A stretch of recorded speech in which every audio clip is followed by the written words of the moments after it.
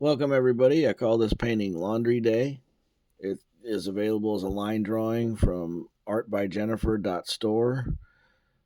She's not giving me these line drawings. I got these line drawings for less than $10 at her store, and I think they're great because if you're trying to figure out what to paint next, sometimes it's hard to look at a photograph and figure out what to do, but these line drawings are fantastic, and I like them. She has fancy doors. She has lighthouses. She has funny animals. She has cottages, and this is from the Cottage collection. There's 26.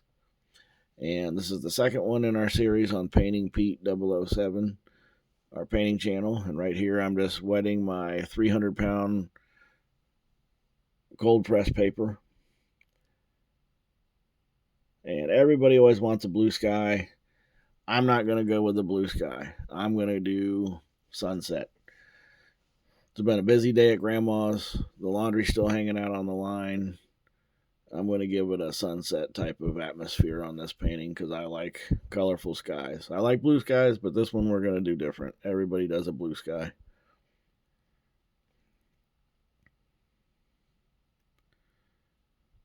And that's just dark red. And then I'm coming in here with my golden yellow right at the bottom.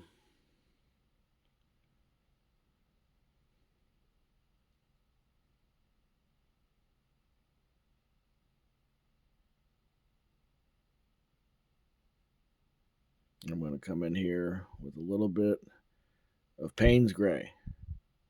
And Payne's Gray is dark blue, so that's why you kind of got a little hint of green there between the blue and the yellow. That's okay. I see green in the sky sometimes. Getting rid of the excess water here. Watercolor is all about water control and management.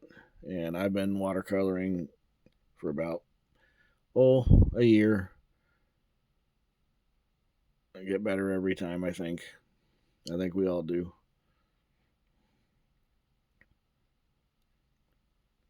I'll wet the bottom here. Everybody always does green grass. I'm just going to make a lawn like I grew up with. The lawn that I grew up with had clover and violets and thistles and all kinds of things in it. It was not a neatly manicured lawn. So this lawn will not be neatly manicured and neat either. This is light green. That's all that is, with a little touch, maybe 10% of bright yellow added to it. Going to go on the other side path there close to the fence and fill that in.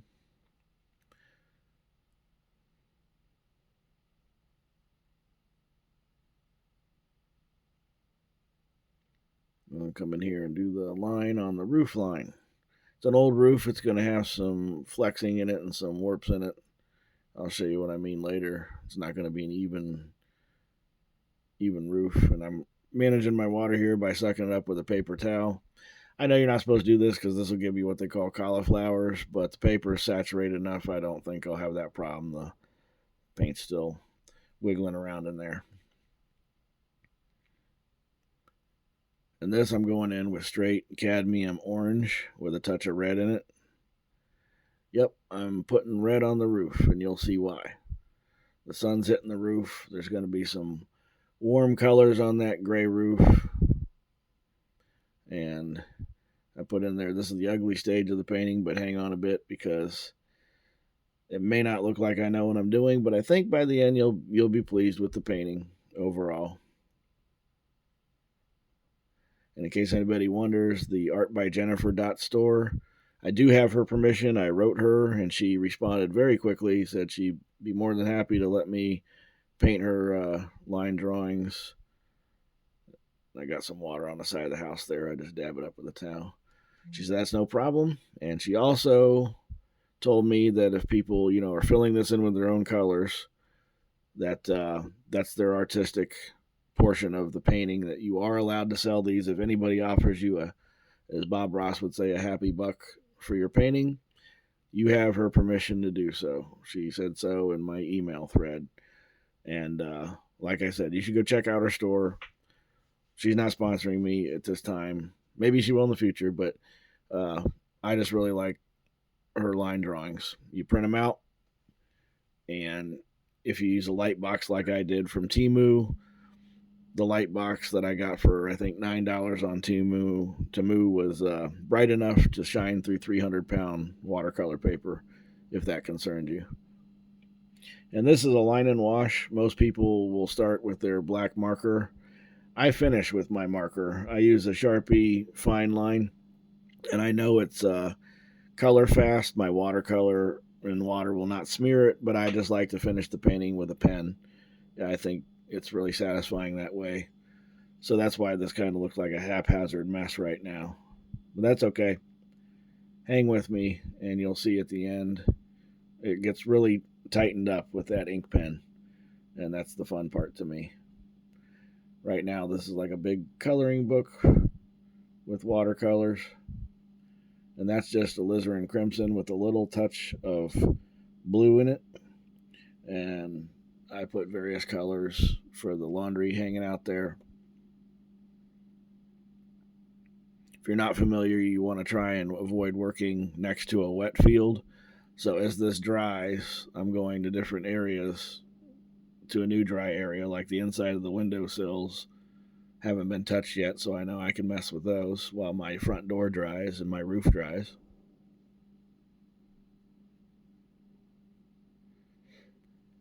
And those are blue curtains hanging in the window.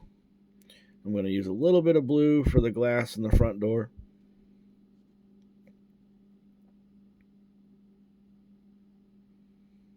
Put a bush over here on the side of the house. I'm going to hit a little bit of yellow ochre on that side slope of the dormer and put some on the entire roof for the sunlight. A little bit of shadow color, that's more Payne's gray with a touch of blue in it. I'm going to put a shadow on the chimney. And as you can see, as the sky is drying, it's a very even blend. Got a little bit of cauliflower there on the left, but I don't mind. I don't care. And then I got a picket fence here that's white, but we're going to put some shadow on it with some Payne's gray and blue.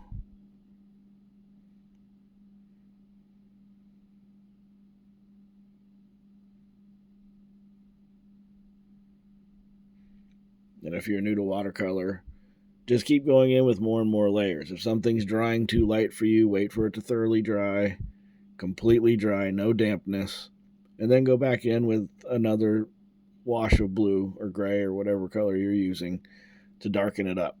A lot of people get impatient with watercolor. I do too. You'll see me make amateur mistakes in this video, I'm sure.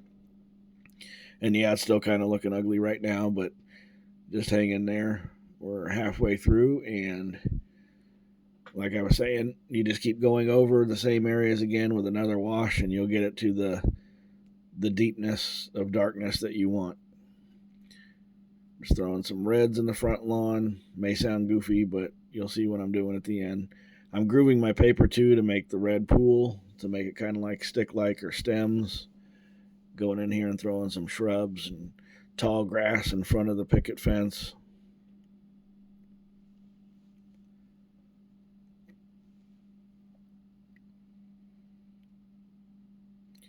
And I'm just flicking my brush to give some texture. Little sticks and debris and seeds and acorns dropped by squirrels or whatever in the front lawn.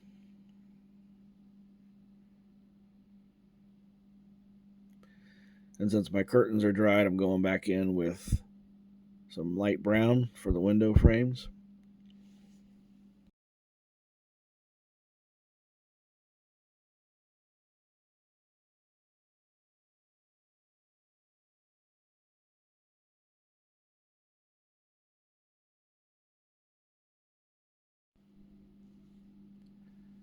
And we're putting more shadow color on the front of the house under the dormer.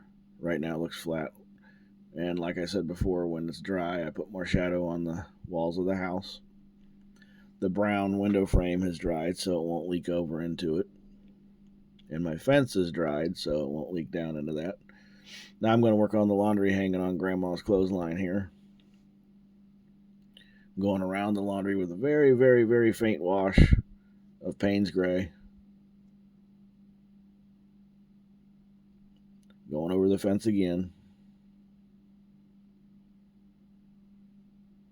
Now we work on the steps. That's Payne's gray in between the brown. Put more stuff in the yard here.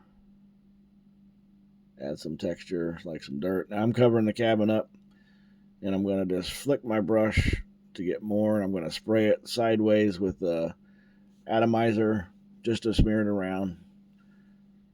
I think it adds some character to the yard, and I'm putting a dirt path in there in front of Grandma's house. Very faint sienna brown. Now I'm going in again on the windowsills with a light wash of cobalt blue. Very, very light. Watered down so much you can barely see there's any tint to it.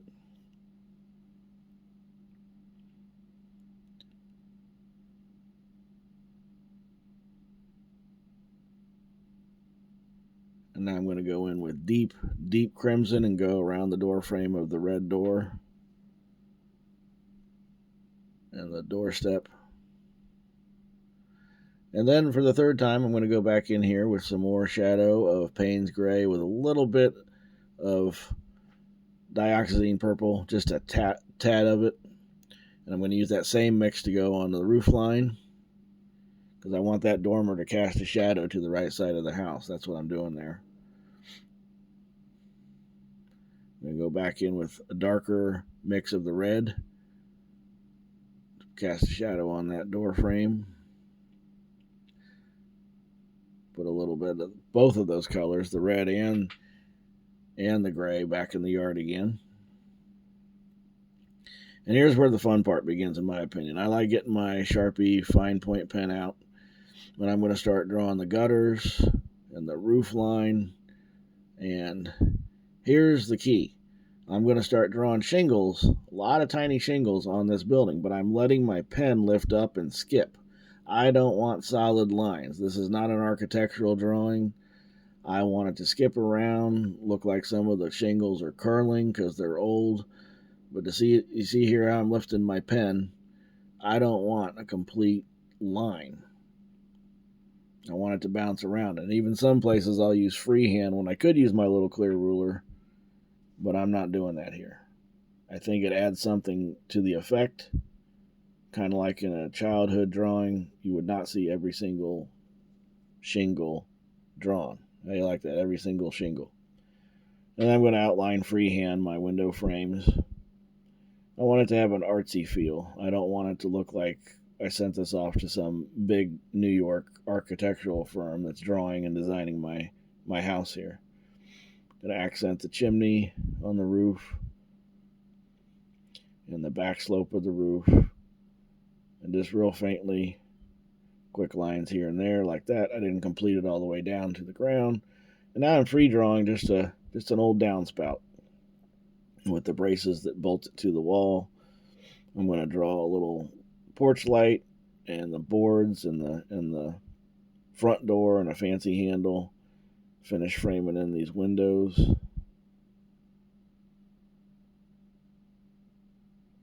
And this is at 4 times the speed. I don't draw this fast. But it's a lot of fun. The finished work, I just really thoroughly enjoyed this. Some people like blocking in patches of color. I enjoy this. There's the clothesline, freehanded. You don't want a straight line. It's going to have some weight on it and sag. And I'm going to outline the pieces of clothing and towels and stuff that are hanging there. And if you like this so far, please like and comment and share. It's a new channel that it's an old channel I'm reviving, so it's like new. I'm going to draw some twigs and sticks, but what I'm going to do here is going to accent every single board in this picket fence. And some people may not do that, but I'm going to put the little points on top on the right side. And in this line drawing, the points on the fence are on the right side, and the left side fence don't have any points. Maybe she got some free wood and had a fence built so the little dog can't get out. Would I draw some sticks in the yard, branches, thistles? And as you can see, I'm flipping my paper every which way to make it easy for me to use the pen. Accent the little dirt path to the front porch there. Draw some twigs and some sticks along the fence line and in the bushes.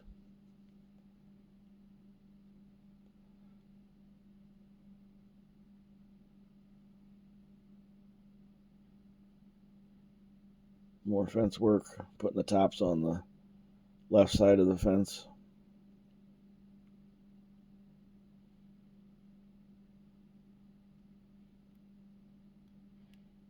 I'll put a phone line there. You gotta be able to call Grandma's house. So I put a phone line in there. We're gonna accent the chimney some more.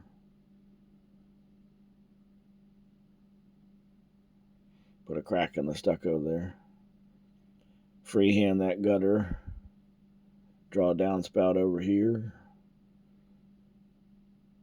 I'm going to use a solid line there because I definitely want a solid line there. And I'm going to finish the shingles.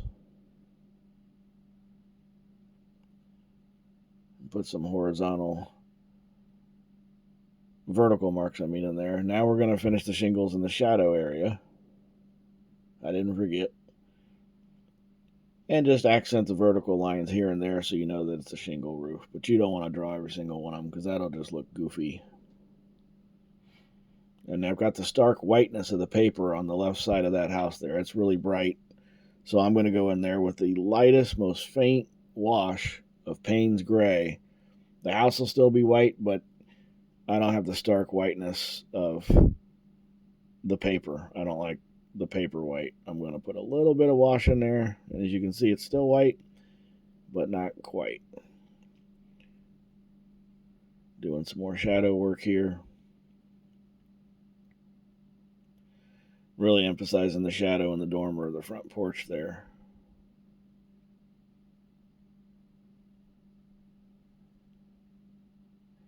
And I'm going in for a fourth time to that shadow to the right of the dormer of the front porch to make it dark.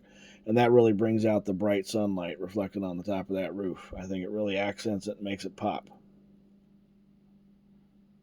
Going over the clothes again because they're too faint for me.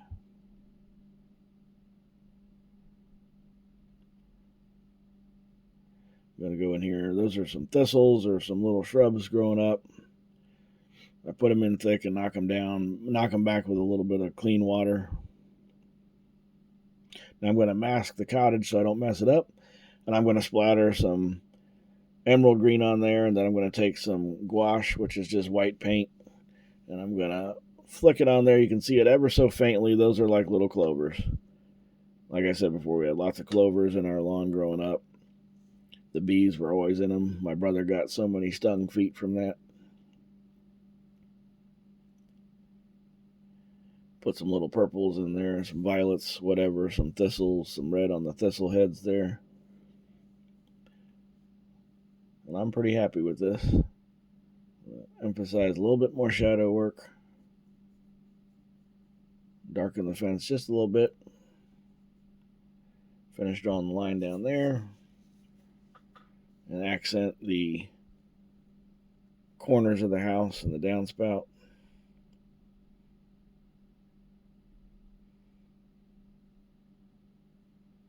Feels almost like an illustration in a children's book. If you want to read a great children's book, I've got a link to my children's books that I write down in the description, as well as a link to artbyjennifer.store.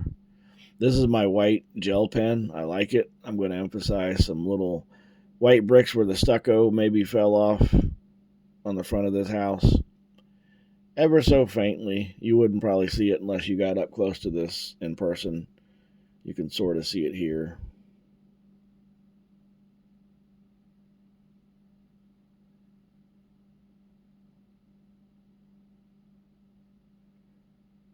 And it's a really stark white gel pen, so I'm going to touch it with my finger just to mute it down a little bit. And I think that's good. That's the finished painting. I hope you like it. Thank you so much for watching. And if you like this video, please consider subscribing.